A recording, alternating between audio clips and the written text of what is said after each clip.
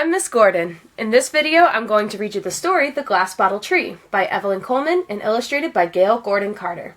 This story is about a girl and her grandmother who lived together in a house, and they use glass bottles to keep the spirits away. But one day, they really need the spirits to help them.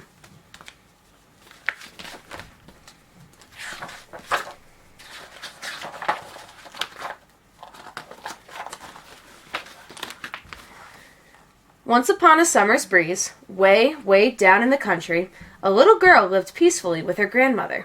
They lived in a rickety old house with a makeshift pickety fence down a long, dusty road, and smack dab in the middle of their yard was an old tree.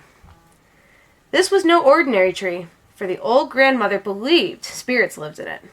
Old spirits from far away, and near spirits with good thoughts, some with mistaken thoughts, and spirits that seemed like they had no thoughts at all, but all spirits of the family.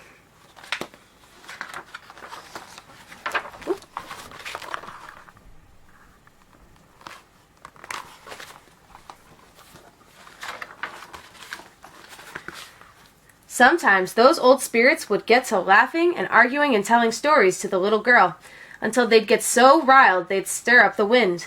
Everything in the grandmother's yard would then become a whirling, swirling mess of kin.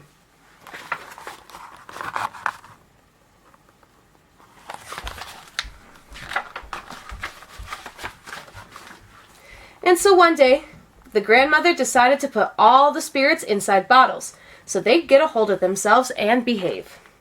She took her granddaughter by the hand and showed her how to place the bottles on the limbs of the old tree, like her grandmother had done before her. Grandmothers know how to keep spirits quiet.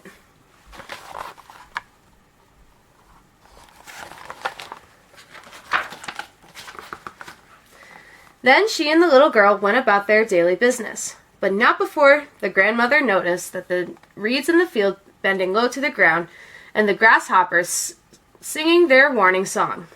She knew a terrible storm was brewing, even if there wasn't one cloud in the sky. Yes, sirree, trouble was on the way.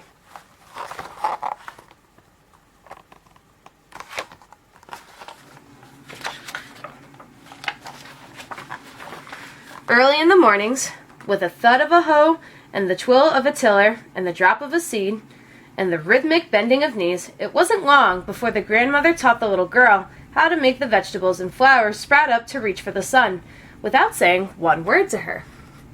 In the evenings, at the banks of a river, with a dip and a bob and a swishing of arms and a kicking of legs, the grandmother soon taught the little girl to swim, without the swish of a sound, alongside the rainbow-colored brim.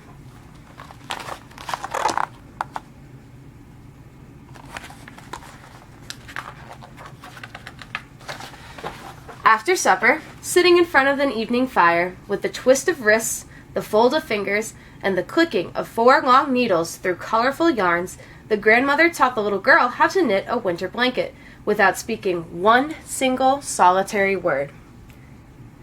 On Sundays, with butterflies on their shoulders, blue jays eating from their hands, bees whispering near their ears, and animals snuggled close, the grandmother taught the little girl to enjoy a simple picnic, without either of them opening their mouths.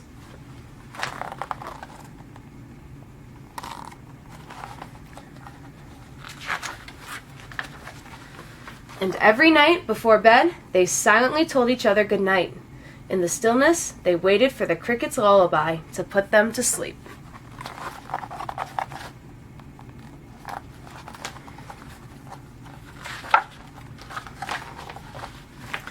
The grandmother and the little girl were very happy, until the day that some folk who worked for the state came. They came to discuss the little girl who lived in the rickety old house with the pickety fence down the long, dusty road.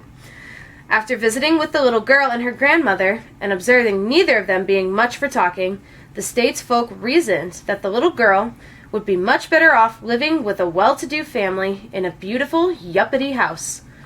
One where there was a mother and father and 2 children who all talked to one another a lot.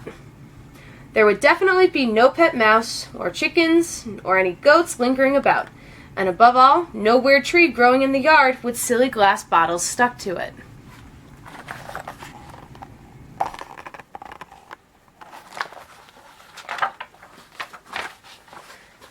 "The grandmother's too old to keep the little girl," the one said. "Why, she's so old she can't see good." "She can't hear good either," said the other. "And it seems like she might not be able to talk." "She never says a word," said the first.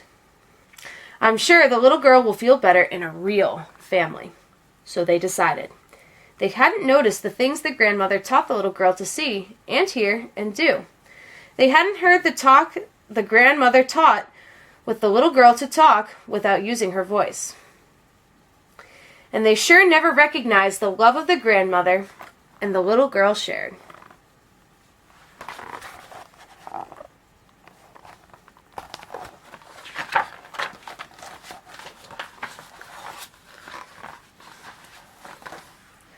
So, in the fall's breeze, the folk who worked for the state returned. They came down the long, long, now muddy road. And this time, they came for the little girl. The grandmother sat on her old rickety porch, rocking in her chair. "Trouble done come," she sighed, but she kept right on rocking, even after they bundled the little girl up and stepped off into the muddy yard. The grandmother never once lifted her eyes, nor opened her ears, nor said one single solitary word. She only felt great sadness as she heard her granddaughter crying. So she spoke to the spirits in the tree. She spoke to them with a ritual of rocking and humming, rocking and humming, and rocking and humming. Some more. A ritual her grandmother had taught her long ago.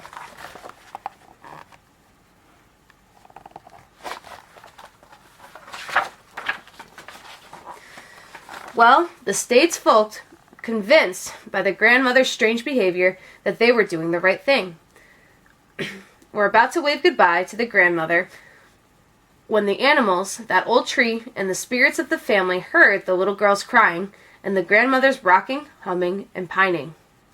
But the state's folk couldn't hear the grandmother. They were just standing there frowning in disgust at her rocking in that chair so wildly.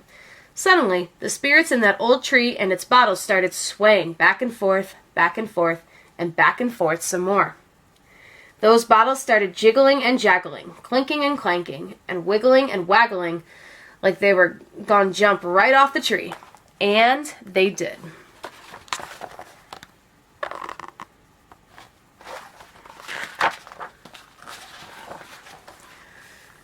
Then the wind became howling, and the spirits that had been held inside the glass bottles commenced to prowling. The spirits jumped from one person to another and flung those state's folk here and there and everywhere. By the time everything had settled down and that last tinkle had tinkled, the state's folk were lying outside the rickety old fence like worn-out rag dolls.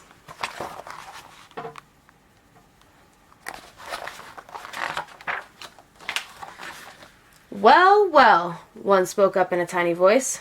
"I believe that old woman has the best eyesight I've ever seen." Me too," said the other. "Why, she can hear better than any person I know." You're right," said the first, trembling so badly his knees knocked together.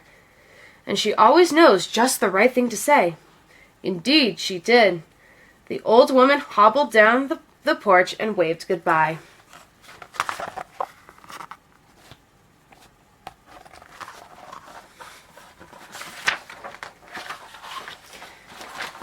After that, she picked up the little girl and looked her in the eyes and told her, "I love you." The little girl answered back, "I love you too, grandmother." Neither of them had opened their mouths.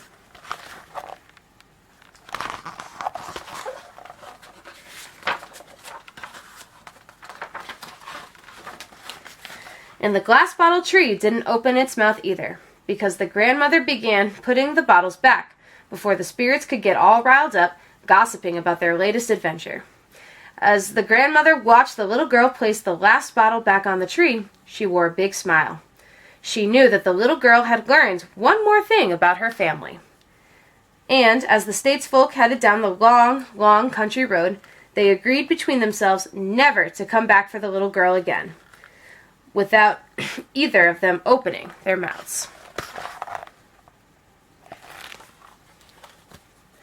The end.